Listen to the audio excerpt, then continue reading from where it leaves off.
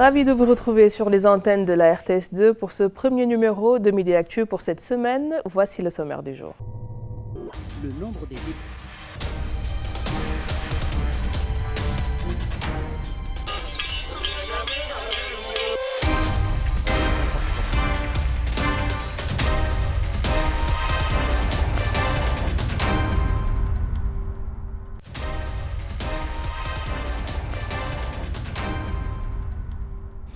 Nous sommes bien sûr lundi et comme à chaque fois, il nous accompagne dans Midi Actu. Mame Cheikh, bonjour et bienvenue. Bonjour Léna, merci beaucoup. Cette semaine, ça démarre bien? Oui, très bien, en bonne forme.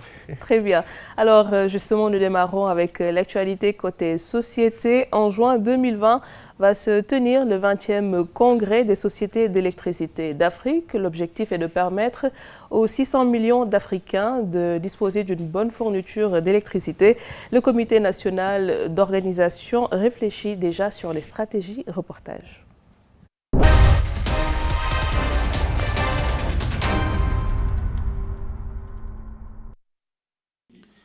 Pour la troisième fois, le Sénégal va abriter le congrès de l'ASEA, l'Association des sociétés d'électricité d'Afrique. Pour cette 20e rencontre, le directeur général de la Sénélec mise sur la réflexion.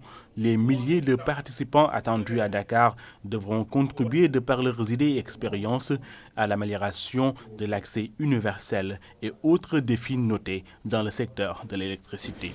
Donc au-delà de l'événement et de l'honneur qui est fait à notre pays, d'arbitrer ce congrès de l'ASEA.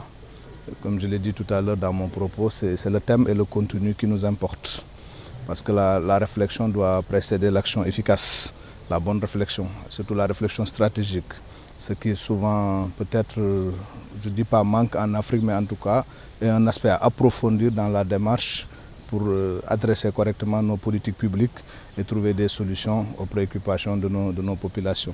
Dans le secteur qui nous concerne ou le sous-secteur qui nous concerne, celui de l'électricité, le défi il est important, c'est d'abord le défi de l'accès universel à l'électricité pour tous les Africains, pour les 600 millions d'Africains qui n'ont pas encore accès, qui puissent accéder à l'électricité. Créée il y a 50 ans, l'ASEA a pour but de promouvoir le développement et l'intégration du secteur électrique africain. Le choix du Sénégal s'explique par les bonnes performances notées. Nous avons tous les niveaux de développement en Afrique du secteur. Nous avons des pays qui ont 100% pratiquement d'électrification, nous avons des pays qui ont 10%. Donc, nous avons une forte plateforme de coopération sud-sud d'abord, entre Africains, le savoir-faire est transmis d'une société à l'autre. Et deuxièmement, nous avons des bases solides d'interaction avec les pays du Nord. Donc, les défis aujourd'hui, c'est de lier tout ce qui concerne le service social avec l'assurance de la performance. Le comité national installé aujourd'hui a déjà travaillé sur le congrès prévu du 19 au 24 juin 2020. Entre autres réalisations de ce comité, un projet d'agenda, le choix des thématiques, entre autres.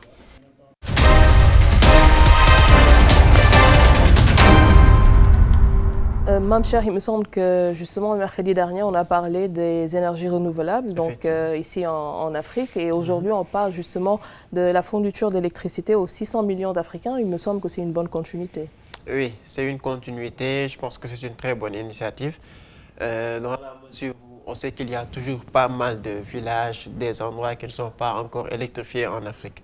Donc c'est le genre d'initiative qui permet de réfléchir un peu sur des perspectives allant dans le sens de voir comment faire pour que toutes ces contrées puissent bénéficier de l'électricité. Ici, on parle de l'Afrique et aussi le Sénégal est cité en exemple, puisque par rapport aux autres pays africains, il me semble que notre couverture ici, côté électricité, est mieux en tout cas. Donc ça aussi, c'est une bonne chose pour nous autres Sénégalais. C'est une bonne chose, oui. On a parlé de plus de 300 villages électrifiés récemment, donc en juste quelques années. C'est quelque chose de vraiment complexe parce que c'est lié directement à l'environnement. Cela n'a rien à voir, par exemple, comme les autres secteurs, comme Internet, par exemple, qui a réussi à toucher en moins de 20 ans ce qu'il a fallu pour... Alors que ce qui a pris pour l'électricité plus d'un siècle, pour le chemin de fer, par exemple, etc. Parce que ce sont des réalisations qui se font sur le terrain et qui sont directement liées à l'environnement. Donc, c'est quelque chose de vraiment complexe qui exige souvent des réflexions et c'est ce genre de rencontres, de colloques, etc. qui peut permettre de savoir comment est-ce qu'il faut s'y prendre. Puisque le congrès, donc ce 20e congrès va se tenir au mois de juin 2020, on parlait aussi la dernière fois du fait que l'Afrique dispose du soleil 365 jours en tout cas par an par rapport à l'Occident. Oui. Et pourtant, on tarde encore à avoir une bonne couverture en électricité. Oui, on tarde à avoir ça et pourtant cela exige que l'on fasse ce genre d'initiative, aussi bien de la même façon qu'on le fait également avec les énergies renouvelables, etc. Donc il faut qu'on s'y mette vraiment. Tout à fait. Et nous passons à la suite de Midi Actu.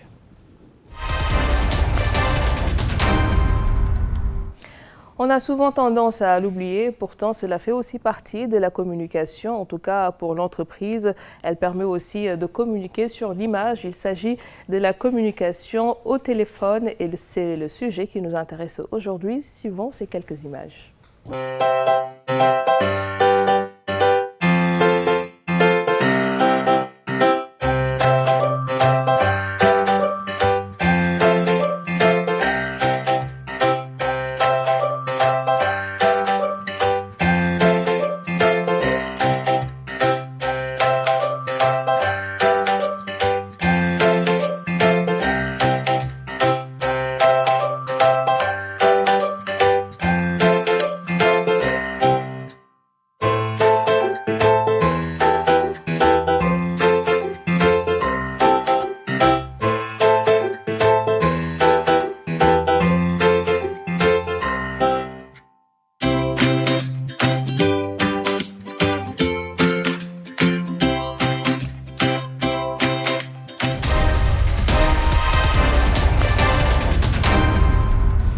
Alors, c'était là quelques conseils pour bien réussir une communication téléphonique. Donc, il me semble que, en tout cas, beaucoup de personnes se plaignent du fait que quand on appelle dans une entreprise au téléphone ou quoi, l'accueil téléphonique n'est pas toujours des meilleurs. Oui, parce que cela exige que l'on fasse une certaine formation. Ce n'est pas vraiment évident. C'est un peu comme parler en public. Ce sont des choses auxquelles nous nous sommes tellement familiarisés qu'on pense que ça ne s'apprend pas. Mais c'est le cas parce que l'image que l'on donne de l'entreprise ou parfois même de la personne quand on est entrepreneur, consultant, etc. est directement liée à la façon de communiquer souvent au téléphone. Donc il faut de l'assurance quand on s'exprime, il faut de l'empathie et c'est pas évident, c'est toujours des choses qui s'apprennent. Il y a aussi dans la formation quelques conseils qu'on donne, comme quoi il faut sourire quand on parle au téléphone. Oui, il faut sourire et il faut surtout éviter certains termes, par exemple. Il y a non seulement des termes à éviter, mais il y a aussi tout un processus à suivre. Des termes comme lesquels? Voilà, il faut commencer par se présenter déjà. Mais pour ce qui est des termes, ce qui choque souvent avec certaines entreprises quand on appelle, ou parfois même quand c'est eux qui appellent quelqu'un d'autre, que l'on soit téléprospecteur, télévendeur ou téléconseiller, ce sont les formules qui sont souvent utilisées. Et dans ce domaine, il y a des centaines d'exemples qui sont donnés. Par exemple, dire à la personne ne quittez pas, c'est vraiment pas préférable. Ce qu'on préfère, c'est de dire voilà, veuillez patienter, je vous prie, veuillez patienter un peu, etc. Dire en quoi puis-je vous aider est préférable au fait de dire quel est votre problème, par exemple.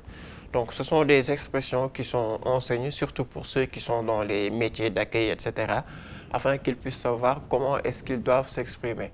Autre chose de très important aussi, c'est la diction, c'est la voix, c'est le débit un peu mesuré avec lequel on s'exprime. Et il y a de petits exercices qui sont donnés dans ce domaine. Moi, je me rappelle que lorsqu'on nous initiait un peu à ça, il y avait des phrases qu'on essayait de retenir, par exemple, en essayant de dire ton thé, t'a-t-il ôté, oui. T'as tout. Donc, si près, 606, 606, si près. Effectivement, je pense que tu maîtrises ça mieux que moi. Donc, c'est des phrases qui permettent de pouvoir bien articuler. Parce que l'articulation, ce n'est pas toujours évident. Il y en a qui confondent ça parfois avec l'accent selon les langues, etc. Les deux couleurs, par exemple. Ah, d'accord. Voilà. Très bien. Je vais tout de suite passer à une autre question, parce que là, je ne vais pas vous tolérer quand même de taquiner les Halpula. Donc, Mame Cheikh, on a vu, en tout cas, sur cette vidéo, comme quoi il faut quand même attendre, enfin, il faut décrocher avant la 3e sonnerie, mais aussi à partir de la 3e sonnerie, si la personne ne décroche pas, raccrocher, ne pas forcément laisser sonner tout le temps et ne pas insister pour ne pas importuner la personne qu'on appelle. Voilà, parce que le plus souvent, je viens de le dire tout de suite, l'appel téléphonique c'est lié à l'assurance, mais c'est surtout lié à l'empathie. Donc l'empathie c'est le fait de tenir compte de l'autre, etc., de sa façon de réagir au téléphone, etc. Parce que non seulement il ne faut pas appeler à certaines heures en entreprise, le plus souvent avant 9 heures par exemple, ou certains diront avant 8 heures, il ne faut pas appeler. Le soir aussi c'est le cas, même du point de vue professionnel, entre deux personnes on n'appelle pas à certaines heures. L'autre élément qui est essentiel, c'est comme tu viens de dire, quand ça sonne plus de 3 fois, le plus souvent c'est parce que la personne est occupée, etc. Donc le mieux c'est de patienter un peu pour ensuite essayer de rappeler. Exactement. Et quel est justement donc le rôle du phoning, Mame Cheikh? C'est essentiel dans la vie d'une entreprise parce que ça peut servir aussi bien dans le cadre d'une bonne communication de l'entreprise. Donc c'est un peu lié parfois à la notoriété du produit, du service ou de la marque qu'on présente. Une entreprise peut être blâmée du fait que l'accueil téléphonique n'est pas bien géré, pas géré comme il faut. L'autre chose aussi, c'est que ça peut servir du point de vue commercial, marketing, etc. Donc le phoning est utilisé au même titre que le mailing, que les prospections commerciales, etc. pour pouvoir fidéliser ou tout simplement convaincre un client. Et quel est son impact pour une entreprise? Elle est essentielle parce que l'impact, comme je viens de dire, c'est lié directement à l'image de l'entreprise. Mais l'autre élément aussi, c'est un peu comme les SMS, c'est que ça contribue surtout à fidéliser. Donc ça rentre beaucoup plus dans le cadre de la communication, aussi bien dans la notoriété de l'entreprise que dans la fidélisation de la clientèle en tant que telle. Parce qu'on dit souvent qu'une bonne communication téléphonique, une communication téléphonique bien réussie, vaut mieux et parfois beaucoup plus important, plus essentiel que le fait d'envoyer une centaine ou des milliers de mails.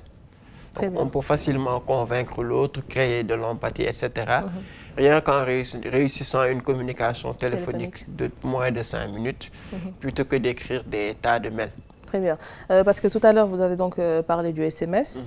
Et comme je disais plus tôt, quand on n'arrive pas à joindre la personne, ne pas insister, mais aussi on peut utiliser le SMS pour quand même rappeler à la personne qui appeler, pourquoi. Voilà.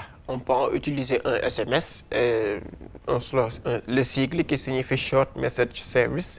Donc, le fait d'envoyer un message très court dans lequel on peut dire l'essentiel. Du point de vue professionnel, c'est important. Dans la vie personnelle aussi, parce que je me rappelle avoir lu récemment un document sur quelques recherches sur le téléphone. Ils ont dit que la plupart des êtres humains que nous sommes consultent leur téléphone plus d'une centaine de fois par jour. Donc, au minimum 100 fois par jour, nous touchons le téléphone pour essayer de voir. 201 fois, plus précisément. 201, voilà, pour être plus précis.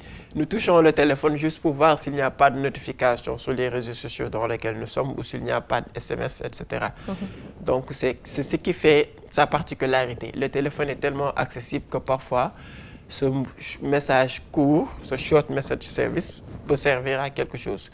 Du point de vue professionnel aussi, c'est utilisé, surtout dans le cadre de la téléphonie mobile, etc. C'est utilisé parfois pour promouvoir un produit, pour envoyer des jeux, etc.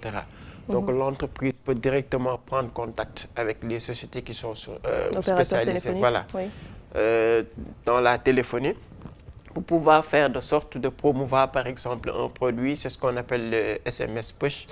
Voilà, pour envoyer des messages pour une promotion par exemple, ou pour le lancement d'un nouveau produit, ou des SMS pull pour des jeux, des quiz, ou les deux à la fois pour fidéliser une clientèle. Exact. Et il me semble qu'il y a justement des opérateurs téléphoniques ici au Sénégal qui permettent, parce que ce n'est pas tout le monde qui a forcément envie de recevoir ce genre de message, donc il y a des opérateurs téléphoniques qui permettent, si le destinataire ne souhaite pas recevoir à l'avenir ce genre de message, de marquer stop et de ne plus les avoir. Oui, c'est possible. Il y a toujours un code qu'il est possible de mentionner pour faire part du fait qu'on ne veut plus recevoir ce genre de SMS. Parce que c'est de la publicité, c'est commercial, mais c'est lié surtout, encore une fois, à l'image de l'entreprise. On ne veut pas être trop agressif entre guillemets, dans sa façon de faire des offres, etc., de communiquer. C'est pourquoi cette option est proposée. Donc, on a parlé du fait qu'en moyenne, une personne par jour consulte 201 fois son téléphone. Est-ce qu'on peut formuler quelques recommandations à l'endroit des téléspectateurs par rapport à cette addiction au smartphone de nos jours? Plusieurs, hein, parce qu'il y a un reportage qui a été réalisé il y a à peu près 3 mois, je crois. C'était parce qu'on avait fait intervenir beaucoup de personnes qui sont tous spécialisées soit dans la création de médias sociaux ou dans l'administration de ces différentes entreprises qui sont pour la plupart dans la Silicon Valley. Certains sont même arrivés à dire, un employé de Google a dit par exemple que ce qu'ils ont créé eux, ce n'est plus des réseaux sociaux, mais c'est devenu des empires de modification du comportement. Donc, on modifie le comportement de la personne parce qu'elle finit par devenir addict, comme on dit, à son mobile, etc. Donc, pour les recommandations, c'est eux-mêmes qui formulent ces recommandations. C'est un peu comme la cigarette quand on dit, voilà, tout abus est dangereux, etc. Et eux, ce qu'ils recommandent, la première chose, c'est de se départir souvent de son téléphone commun en ne mettant, par exemple, pas toutes les applications, les réseaux sociaux, etc. dans son smartphone. D'accord. Voilà, on peut par exemple avoir Facebook sur son ordinateur, WhatsApp sur le téléphone, etc. plutôt que d'éviter de mettre le tout dedans. Le deuxième conseil, c'est lié au visuel, aux couleurs qui sont travaillées. Les notifications sont beaucoup plus en rouge, les plateformes sont travaillées de sorte à être très attirantes. Donc pour éviter ça, la personne peut rentrer dans les paramètres et changer la couleur pour que ce ne soit plus une couleur vive. En parenthèse, l'exemple que je vais donner, c'est une petite enquête qui a été faite avec des personnes à qui on a bandé les yeux et qu'on a fait goûter des boissons de Coca-Cola et de Pepsi. Donc la plupart ont choisi Pepsi, mais quand il s'agissait de choisir avec les yeux ouverts, etc., ils choisissent Coca-Cola. Parce que la couleur rouge les attire plus. Tout à fait. Et dernière chose aussi, le fait qu'on se serve du smartphone comme réveil, on dit que parfois, s'il est possible d'avoir autre chose, c'est beaucoup mieux. Pourquoi? Parce que sinon, le premier geste que l'on fait quand on se lève, c'est de toucher à son téléphone. Le dernier geste au coucher, c'est pareil. Donc, entre le lever et le coucher, ça impacte sur le quotidien. Très bien. Et nous passons, mesdames et messieurs, à la suite de Midi Actu avec la complicité de Del Malik. Alors, côté sécurité, à moins d'une semaine de la présidentielle du 24 février prochain, l'on remarque que la sécurité au niveau de Dakar est fortement renforcée. Une manière, selon le sous-préfet de Dakar Plateau, de garantir la sécurité des biens et des personnes. Il avance d'ailleurs qu'aucune forme de violence ne sera tolérée. Voici M. Djibi Diallo. Dans la campagne, chacun en voulant s'entourer de garanties, recrute une force rapprochée, comme on l'appelle. Souvent, cette force rapprochée n'est pas une force formée. Ce sont des gens qui sont pris dans le tas, qui n'ont aucune notion de la sécurité, qui sont prêts à tout. Donc, ceci est en porte-à-faux avec la mission de la sécurité publique. La mission de la sécurité publique, la première, c'est d'abord assurer la sécurité des Sénégalais et de leurs biens. Mais ce n'est pas le créer des problèmes aux Sénégalais. Quel que soit le bord où on se trouve, les victimes seront toujours des Sénégalais. Maintenant, avec la campagne électorale, non seulement le même dispositif a été retenu, mais renforcé. Dans tous les points stratégiques, dans toutes les zones, susceptibles en tout cas d'engendrer des troubles, vous verrez les forces de défense et de sécurité à pied d'œuvre pour en tout cas permettre aux Sénégalais de vaquer à leurs préoccupations. Nul n'ignore qu'on ne laissera jamais quelqu'un trouver l'ordre public. Et je le dis et je le répète à tout moment, la question de sécurité publique ne fera jamais l'objet de négociations avec moi.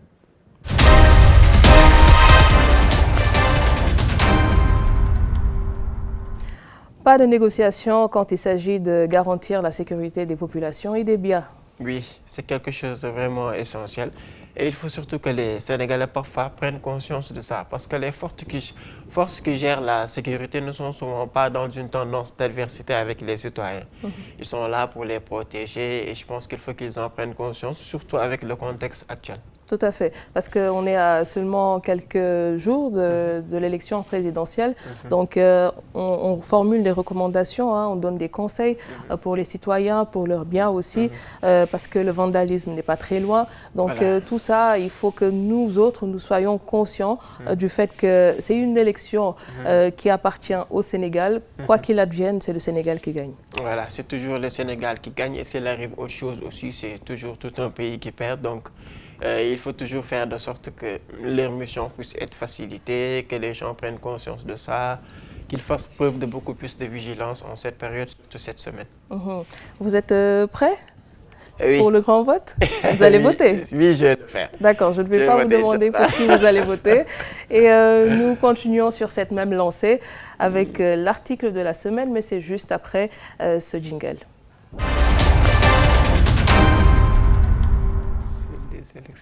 Alors aujourd'hui, nous avons choisi le reportage de Amadou Cham, journaliste à la RTS, qui nous conte ici l'histoire des élections au Sénégal suivant ce reportage. Le 26 février 1978, Senghor brique la magistrature suprême pour la 5e fois. Voilà aussi 5 fois depuis les indépendances qu'il est réélu président de la République. Cette fois avec 82,5% des voix. Faut-il le rappeler, pour les besoins de notre analyse, 1978 consacre les premières élections multipartites au Sénégal post-colonial avec les 3 partis autorisés grâce à la révision constitutionnelle de 1976 et nécessairement rattachés à l'une des 3 idéologies qui sont la démocratie libérale, la démocratie socialiste et le communisme ou marxisme-léninisme. À l'instar de son leader, l'UPS, devenu Parti socialiste après son adhésion à l'Internationale socialiste, remporte les législatives devant le Parti démocratique sénégalais. En effet, du fait d'un amendement constitutionnel adopté en 1976, les élections législatives qui se sont déroulées en même temps que les municipales et les présidentielles ont été aussi disputées par ces 3 partis. Et pour la première fois, elles se sont déroulées au scrutin proportionnel de liste et non plus au scrutin majoritaire. La 6e révision constitutionnelle de 1978, qui a consacré l'introduction de la notion de langue nationale, a apporté des innovations majeures dans les conditions d'expression du suffrage, qui peut être direct ou indirect, mais reste universel, égal et secret. L'usage de l'isoloir est rendu obligatoire. Si rien n'a changé à la réglementation du premier tour du scrutin, la loi a apporté des conditionnalités pour n'avoir que 2 candidats au second tour parmi les 4 en lice.